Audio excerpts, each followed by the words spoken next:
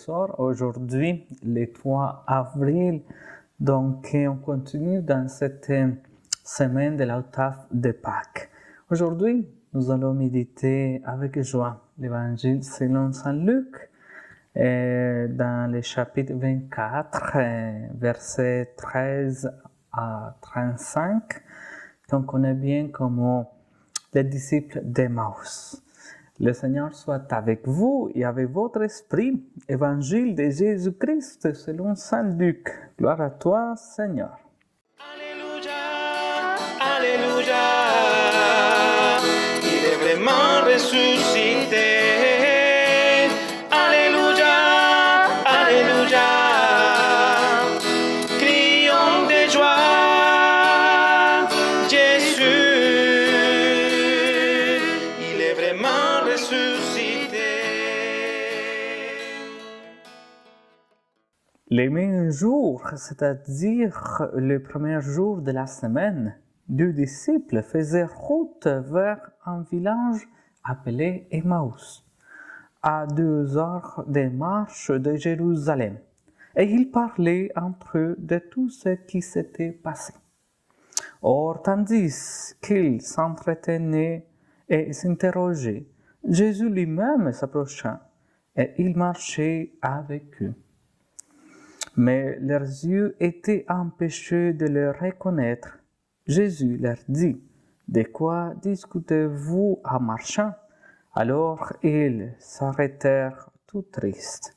L'un des deux, nommé Cléophas, lui répondit, « Tu es bien le seul étranger résidant à Jérusalem qui ignore les événements de ces jours-ci. » Il leur dit, « Quels événements ?» Ils lui répondirent, « Ce qui s'est arrivé à Jésus de Nazareth, cet homme qui était un prophète puissant par ses actes et ses paroles devant Dieu et devant tout le peuple.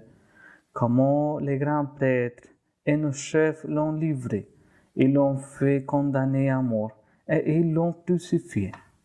Nous espérions que c'était lui qui allait délivrer Israël. Mais avec tout cela, voici déjà le 3e jour qui passe depuis que c'est arrivé. À vrai dire, des femmes de notre groupe nous ont remplis de stupeur. Quand, de l'horreur, elles sont allées au tombeau et n'ont pas trouvé son corps, elles sont venues nous dire qu'elles avaient même eu une vision des anges qui disaient qu'il était vivant. Quelques-uns de nos compagnons sont allés au tombeau et ils ont trouvé les choses comme les femmes l'avaient dit, mais lui, ils ne l'ont pas vu. Il leur dit encore, « Esprit sans intelligence, comment votre cœur est là à croire tout ce que les prophètes ont dit? Ne fallait-il pas que le Christ souffrît cela pour rentrer dans la gloire ?» Et partant de Moïse et de tous les prophètes, il leur interpréta dans toute l'Écriture ce qui les concernait. Quand ils approchèrent du village où se rendait Jésus, fit semblant d'aller plus loin, mais ils s'efforcèrent de le retenir. Restez avec nous, car le soir approche et déjà le jour baisse. Il entra donc pour rester avec eux. Quand il fut à table avec eux, et il a pris le pain, il prononça la bénédiction, et l'ayant rompu, il leur donna. Alors les yeux s'ouvrirent, et ils le reconnurent, mais il disparut à leur regard. Ils se dirent l'un à l'autre, « Notre cœur n'était-il pas brûlant à nous, tandis qu'il nous parlait sur la route et nous ouvrait les Écritures. » À l'instant même, ils se levèrent et retournèrent à Jérusalem. Ils y trouvèrent réunis les 11 apôtres et leurs compagnons qui leur dirent, « Le Seigneur est réellement ressuscité. Il est apparu à Simon-Pierre. » À leur tour, ils racontaient ce qui s'était passé sur la route et comment le Seigneur s'était fait reconnaître par eux à la fraction du pain. Acclamons la parole de Dieu. Louange à toi, Seigneur Jésus.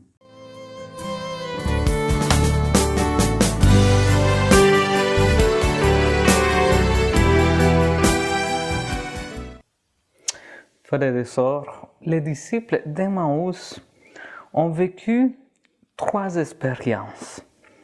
L'espérance, la frustration et la parole. L'espérance. Les 2 disciples, Cléophas et l'autre anonyme, qui représentent chacun et chacune de nous, faisaient partie du groupe le plus proche de Jésus. Ils connaissaient bien Jésus. Ils ont été témoins de ses guérisons, de ses miracles. Jésus était pour eux le Messie promis, le libérateur du peuple d'Israël, était l'espérance de leur vie.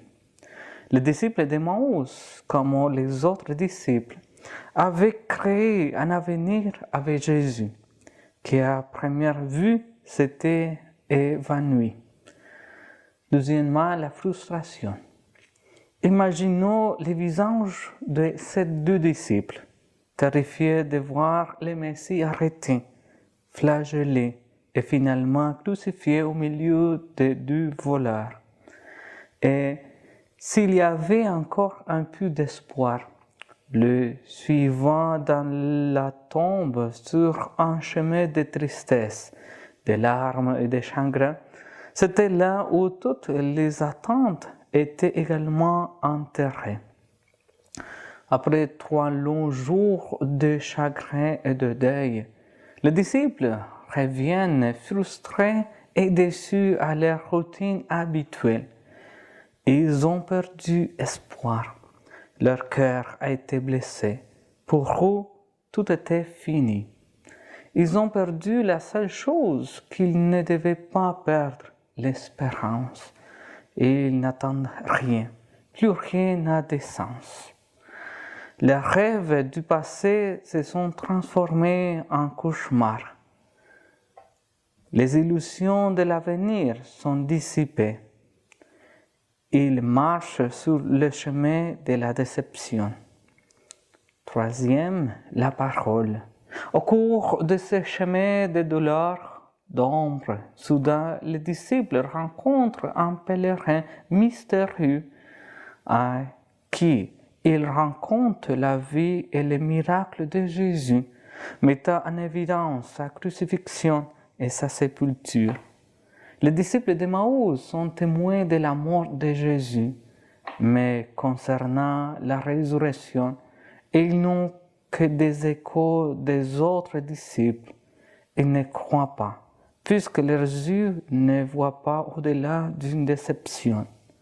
Et alors, comme l'a dit le pape François, Jésus commence sa thérapie de l'espérance. Ce qui a lieu sur cette route est une thérapie de l'espérance. Avant tout, il demande et écoute. Notre Dieu n'est pas un Dieu envahissant, même s'il connaît déjà les motifs de la déception de ces 2 hommes.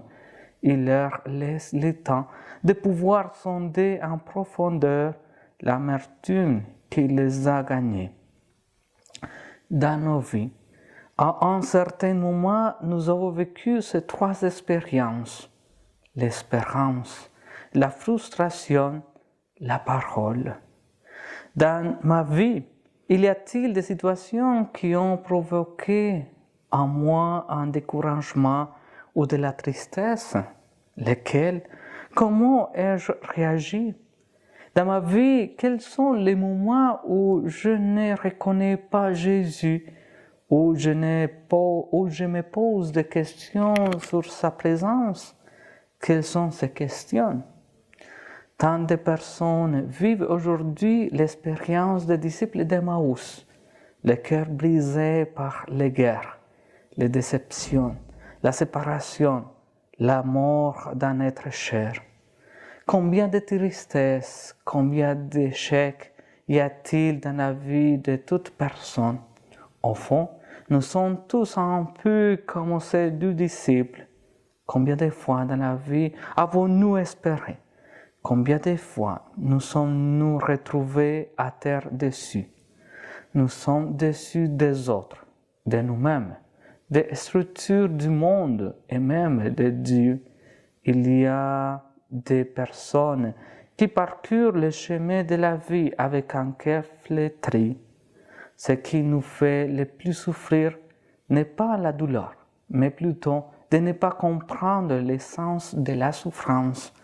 Seul Jésus, ressuscité, peut expliquer le plan de Dieu sur la souffrance grâce aux Écritures. Nous tous, dans notre vie, avons eu des moments difficiles, sombres, des moments au cours desquels nous marchions tristes, pensifs, sans horizon, avec uniquement un mur devant nous. Mais Jésus est toujours à nos côtés pour nous donner l'espérance, pour réchauffer notre cœur. Dieu marchera toujours avec nous, toujours même dans les moments les plus douloureux, dans les moments les plus sombres, même dans les moments d'échec. Le Seigneur est là et c'est notre espérance. L'espérance, c'est continuer à croire, toujours et malgré tout. C'est savoir que le mal ne triomphera pas, que les souffrances finiront. Soyons des hommes et des femmes d'espérance qui se laissent toucher par Dieu. Amen.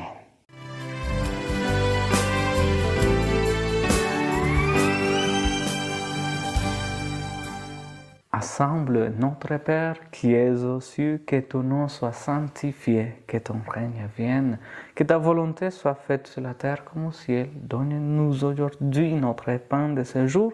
Pardonne-nous nos offenses comme nous pardonnons aussi à ceux qui nous ont offensés. Ne nous laisse pas entrer en tentation, mais délivre-nous du mal. Amen. Le Seigneur soit avec vous et avec votre esprit. Que Dieu Tout-Puissant vous bénisse au nom du Père et du Fils et du Saint-Esprit. Amen. Allez dans la paix du Christ. Nous rendons grâce à Dieu. Bonne journée à vous tous et toutes.